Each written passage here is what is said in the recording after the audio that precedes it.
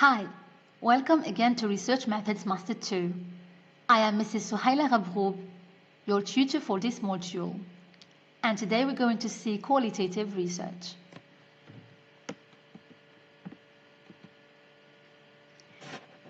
To begin with, there are so many instruments that serve qualitative data, and today's focus is going to be observation.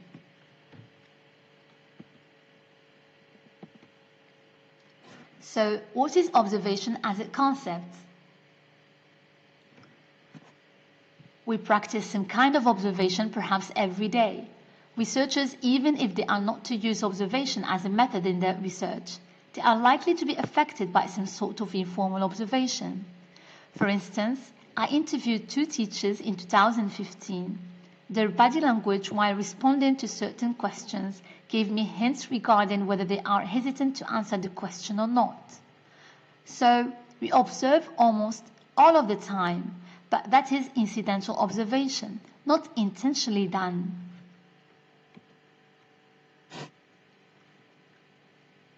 Coming to the observation as a method, certain studies and research questions necessitate another kind of observation that is intentional and very well planned.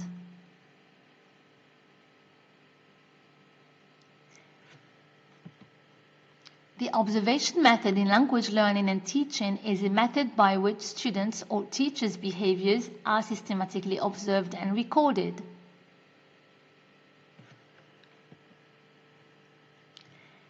Now, to test some prerequisites, is observation quantitative or qualitative method? Can someone answer this question?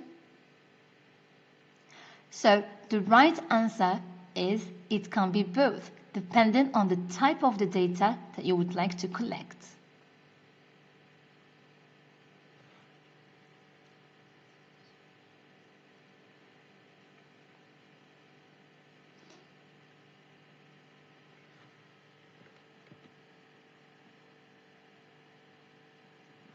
So to give an overview, in observation we obtain a snapshot of specific characteristics of an individual, a group, or a setting.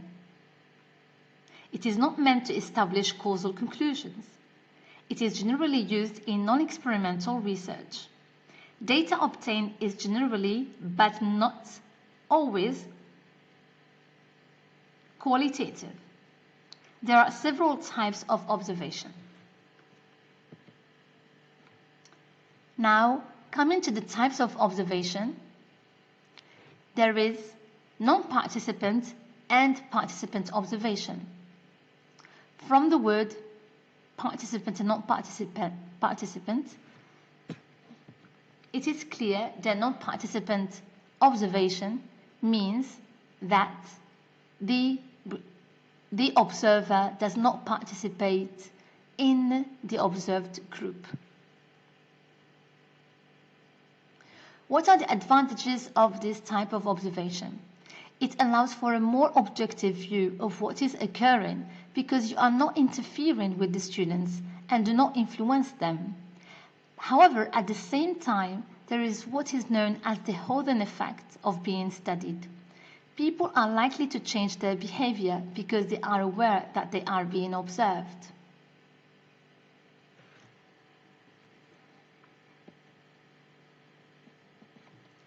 In participant, we've got 2 subtypes, overt versus covert. Overt participant is when you introduce yourself as a researcher, while covert is when the researcher is undercover. It means he would pretend to be a member of the group he is not belonging to. So here, there would be some sort of deception.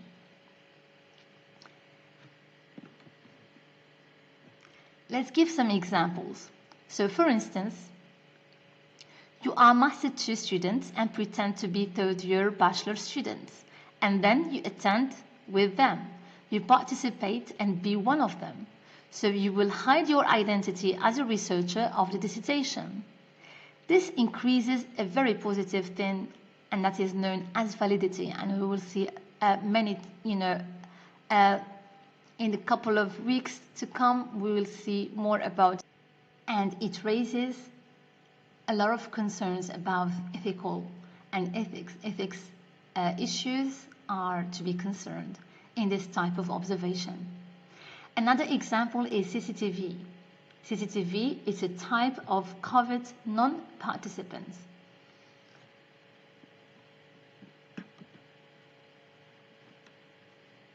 Now moving to observation schedules, or we also call them observation instruments.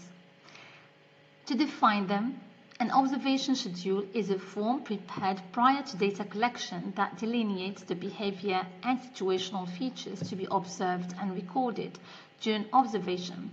Observation schedules vary on a quantitative-qualitative continuum.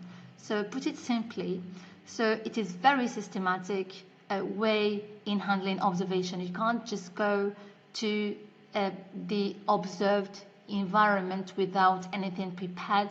It has to be systematic, and you need to prepare something in advance in order to use it for your observation of the behavior.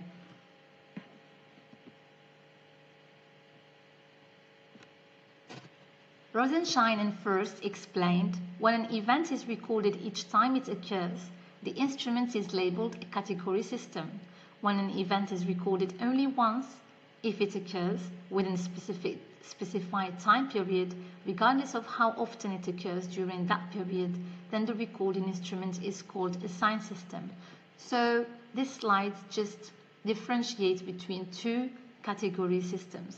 We have category system and sign system, and they are different depending on the number of time the event is recorded or not. The reference for this quote is shown below.